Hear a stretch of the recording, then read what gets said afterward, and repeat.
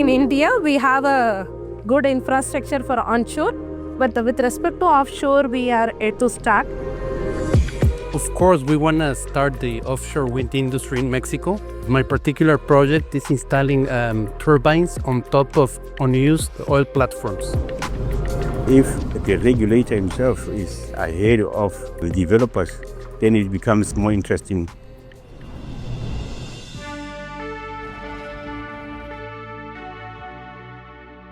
I hope you had a nice trip to Denmark.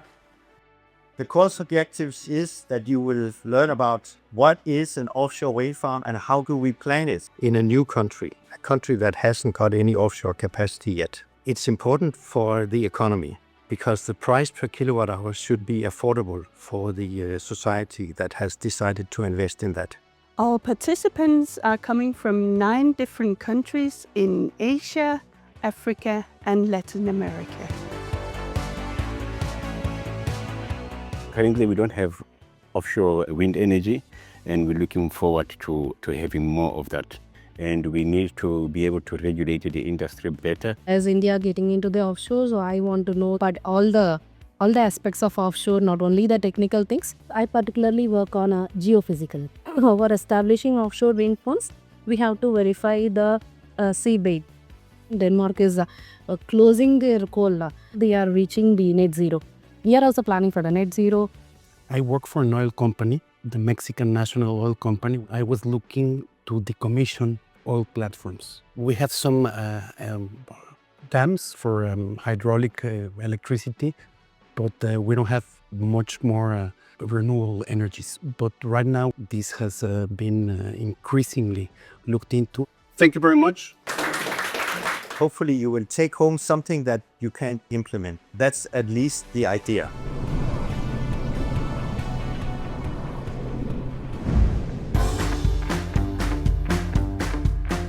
And we have a trip here on the campus to see how we measure the wind with LiDARs, for instance, so that there would be possibility to see them close up and to talk to one of our specialists about how we do that.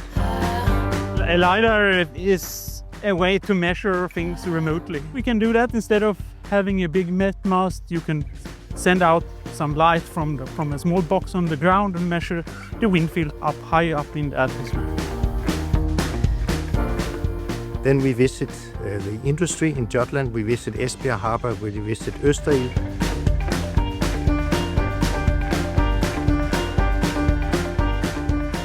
We will also visit an offshore wind farm, Middelgrunden, in Copenhagen Harbor. And we also visit Energinet about the integration of all this renewable wind into the grid.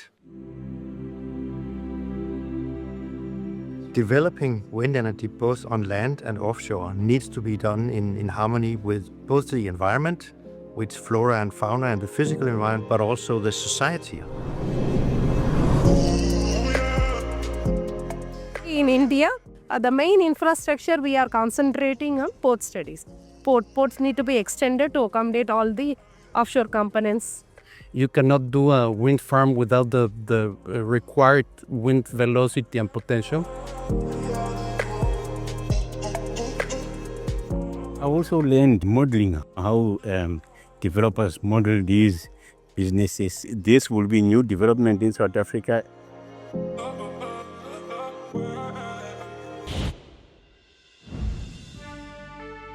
Today they are presenting scenarios for establishing new windmill parks in their own countries and also how to go about it in their action plans. What is the action plan? How am I going to implement it? Back home, we have a problem when we do monitoring and we find a participant or a licensee not compliant. But now when we go to the specifics, it becomes difficult to really mention or specify a specific standard. So what I've learned here is that there are specifications, there are standards that we can refer to. We have to collaborate and do better. The major thing is you have a single TSO and we have a regional, state, central TSO. We need some coordination. We know that the investments have to be done. The action plan is to follow some examples that we have learned here. I think a very important thing is the one-stop shop. in order to have all the permits and all the roadmap to get from wanting to do an offshore wind farm to getting it done. So I think the government has to take the reign of the process and implement that. When I am here, I am able to understand what are the loopholes. It is very good that actually institutes and organizations work together towards the same goal. I really hope that you will be successful.